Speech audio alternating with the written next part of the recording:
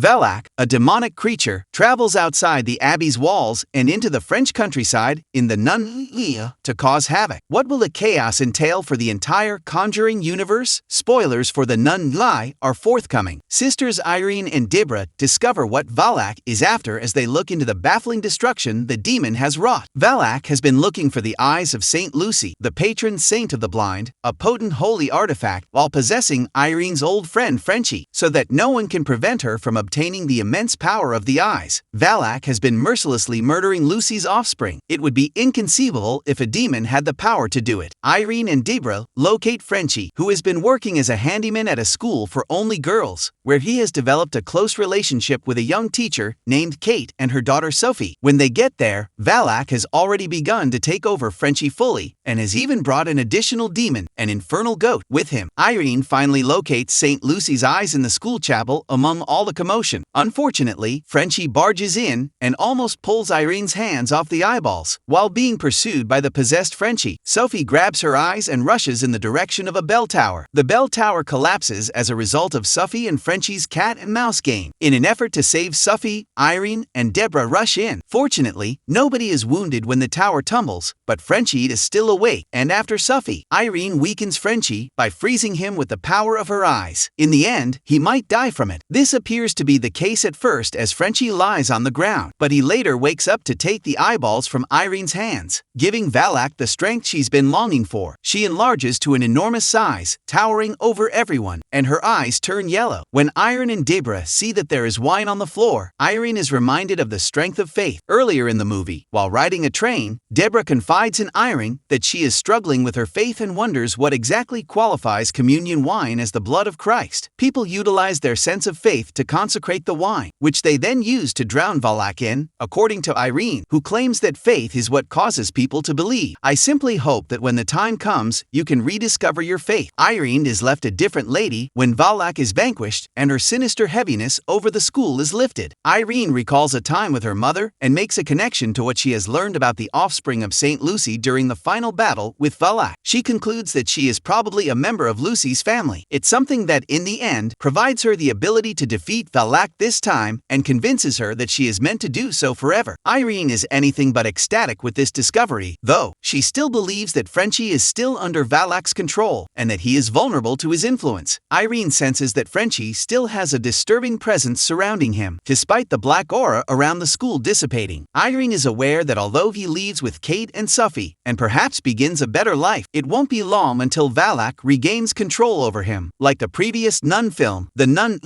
draws parallels between Ed and Lorraine Warren, the central characters of the Conjuring franchise decades later. A mid-credits scene that begins with the sound of a ringing phone is presented to viewers. When Ed and Lorraine answer the phone, it appears like the caller is requesting their assistance. It's uncharacteristic of the Warrens to simply decline a request for aid, so it's clear that they're prepared to move on. However, where are they headed? Is this sequence over the credits just a tease for the future fourth Conjuring movie, or is it related to the events of the Nun in which case the Warrens might be battling Valak once more? The solution is still a mystery, but the possibilities are highly intriguing for the franchise's future. The Nun does give some interesting new information on the evil nun's ambitions, even though it could just be considered a filler story for Valak that prepares the audience for a larger conflict in a later movie. Despite the fact that Valak hasn't really appeared to be a force with any intentions, this movie demonstrates the kinds of plots she may come up with in addition to torturing others around her. She takes control of Frenchie in order to locate St. Lucy's eyes, in addition to spreading the Black Plague across France. She wants to use the power of these sacred artifacts rather than destroy them. Valak is obviously up to something greater, and the way she is portrayed in the Nun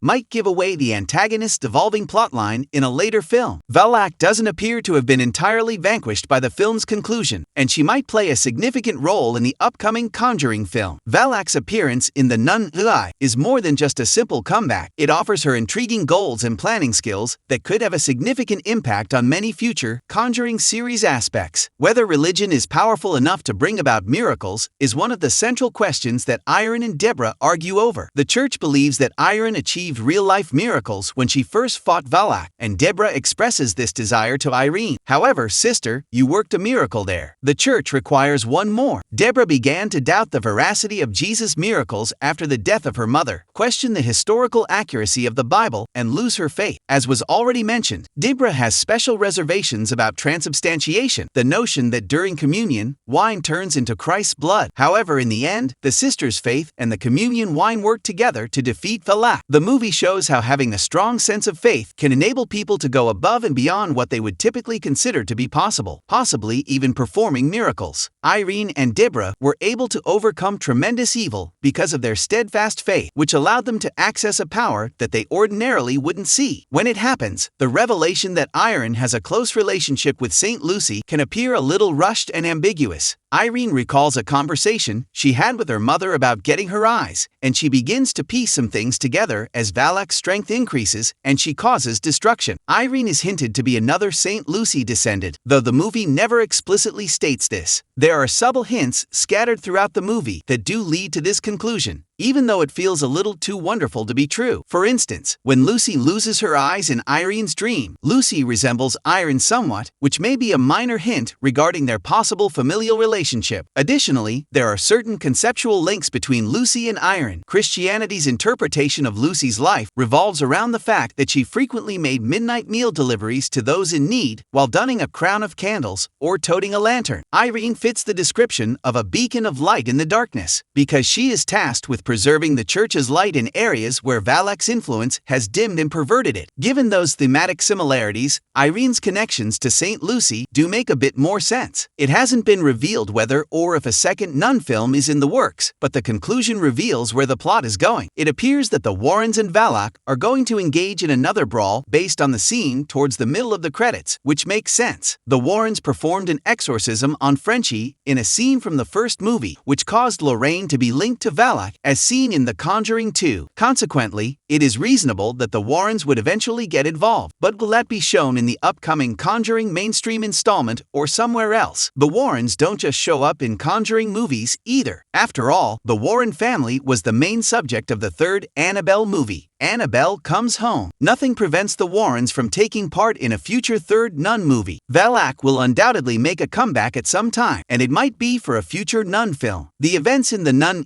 might also have an impact on the upcoming fourth Conjuring movie. There may be a way to bring sisters Tessa and Vera Farmiga together on screen, even though the Nun movies and the Conjuring movies are set decades apart from one another. The title of the fourth Conjuring film, The Conjuring: Last Rites, may allude to Valak's involvement in some type of grand conclusion that unites the entire universe. The plot is still mostly unknown to us, but the inclusion, there are many possibilities given the appearance of the Warrens in the Nun mid-credits sequence. It would be wonderful to finally complete the circle, bring the Nun tale up, and connect it to The Conjuring. Contrary to Warner Bros., despite the studio's grandiose ambitions for the Conjuring universe, if the Writers Guild of America and SAG-AFTRA Actors Union strikes aren't ended soon, none of the studio's plans will matter. Warner Bros. Won't be able to begin work on The Conjuring: Last Rites, a prospective The Nun or make any declarations on the direction of the Conjuring universe while the strikes are still in effect. Fans might have to wait a bit before seeing the Farmiga sisters work together. The success of the Nun